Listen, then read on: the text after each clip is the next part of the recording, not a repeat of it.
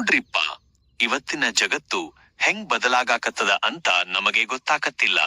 ಎಲ್ಲೆಲ್ಲೂ artificial intelligence, AI, ರೋಬೋಟ್ಗಳು, data, ಆಲ್ಗೊರಿದಮ್ಗಳು.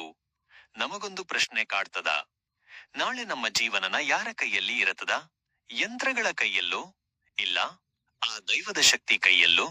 ಈ AI ಕಾಲದಾಗ ಕಲ್ಕಿ ಅವತಾರ ಬರ್ತಾರ? ಇವತ್ತು ಫೋನ್ ಇಲ್ಲದ ಒಂದ್ ತಾಸು ಇರಾಕ ನಮಗ ಆಕತೇನ್ರಿ? ಗೂಗಲ್ ಇಲ್ಲದ ಉತ್ತರ ಸಿಗತದ? ಎಐ ಇಲ್ಲದ ಕೆಲಸ ನಡೀತದ? ನಾವ ಅನ್ಕೊಂತೀವಿ ನಾವು ಯಂತ್ರಗಳನ್ನ ಬಳಸಾಕತ್ತೀವಿ ಅಂತ. ಆದ್ರೆ ನಿಜ ಹೇಳಬೇಕಂದ್ರ ಯಂತ್ರಗಳೇ ನಮ್ಮನ್ನ ಪೂರ್ತಿ ಕಂಟ್ರೋಲ್ ಮಾಡಾಕತ್ತಾವ ನೋಡ್ರಿ. Face recognition, surveillance, data tracking, ಇದು ನಮಗ ಲೈಫ್ ಆರಾಮ ಮಾಡಿಕೊಟ್ಟದ ಅನ್ನೋದೇನೋ ಖರೆ. ಆದ್ರೆ ನಮ್ಮ ಸ್ವಾತಂತ್ರ್ಯನ ಕಸಿದುಕೊಳ್ಳಾಕತ್ತದ ಅಂತ ಅನ್ನಿಸಾಕತ್ತಿಲ್ಲೆ? ಎಐಗೆ ದೊಡ್ಡ ಬುದ್ಧಿ ಅದ. ಒಂದೇ ಸೆಕೆಂಡ್ನಾಗ ಲಕ್ಷಾಂತರ ಲೆಕ್ಕ ಹಾಕ್ತದ.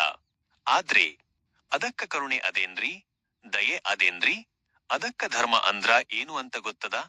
ಇವತ್ತು ದುನಿಯಾದಾಗ ಟೆಕ್ನಾಲಜಿ ಏನ್ ಅನ್ಕೊಂಡಿರ ಹಂಗ ಬೆಳೆಯಾಕತ್ತದ. ಆದ್ರೆ ಮನಸ್ಸಿನ ಶಾಂತಿ ಮಾತ್ರ ಕಮ್ಮಿ ಆಗಾಕತ್ತದ. ಮಂದಿಗೆ ಎಲ್ಲಿಲ್ಲದ ಸ್ಟ್ರೆಸ್, ಟೆನ್ಷನ್, ಒಂಟಿತನ. ತಲಿಯೊಳಗ ಬುದ್ಧಿ ಮಸ್ತದ, ಆದ್ರೆ ಮನಸ್ಸು ಮಾತ್ರ ಖಾಲಿ ಖಾಲಿ ಆಗ್ಲಿಕ್ಕೆ ಹತ್ತದ. ನಮ್ಮ ಪುರಾಣದಾಗ ಒಂದು ಮಾತು ಅದ, ಧರ್ಮ ಕೆಟ್ಟಾಗ, ಅಧರ್ಮ ಹೆಚ್ಚಾದಾಗ ಅವತಾರ ಆಗ್ತದ. ಯಾರು ಬರ್ತಾರ ಗೊತ್ತಾ? ಕಲ್ಕಿ ವಿಷ್ಣುವಿನ ಕಡೆಯ ಅವತಾರ. ಕಲ್ಕಿ ಕುದುರೆ ಏರಿ ಬರ್ತಾರ ಅಂತ ಹೇಳ್ತಾರ. ಕೈಯಾಗ ಉರಿಯೋ ಕತ್ತಿ ಹಿಡ್ಕೊಂಡು ಬರ್ತಾರ. ಅವರು ಬರೋದು ಯುದ್ಧ ಮಾಡಾಕಲ್ಲ, ನಮ್ಮನ್ನ ಈ ಜಗತ್ತನ್ನ ಶುದ್ಧ ಮಾಡಾಕ ಬರ್ತಾರ. ಒಂದು ನಿಮಿಷ ಕಣ್ಣು ಮುಚ್ಚಿ ನೆನಪು ಮಾಡಿಕೊಳ್ರಿ. ಮುಂದಿನ ದಿನಮಾನದಾಗ ದೊಡ್ಡ ದೊಡ್ಡ ಸಿಟಿಗಳು, ಎಲ್ಲೆಲ್ಲೂ ಎಐ ಕಂಟ್ರೋಲ್. ಆ ಹೊತ್ತಿನ ಅಕ್ಷದಾಗ ದೊಡ್ಡ ಮಿಂಚು ಹೊಡೀತದ. ಬಿಳಿ ಕುದುರೆ ಮೇಲೆ ಒಬ್ಬ ಪ್ರಕಾಶಮಾನವಾದ ಯೋಧ ಬರ್ತಾನ. ಅವನೇ ಕಲ್ಕಿ. ದೊಡ್ಡ ದೊಡ್ಡ ಎಐ ಯಂತ್ರಗಳೆಲ್ಲ ಕೆಟ್ಟು ನಿಲ್ತಾವ. ಡ್ರೋನ್ಗಳೆಲ್ಲ ದಪ್ಪಂತ ಕೆಳಗೆ ಬೀಳ್ತಾವ.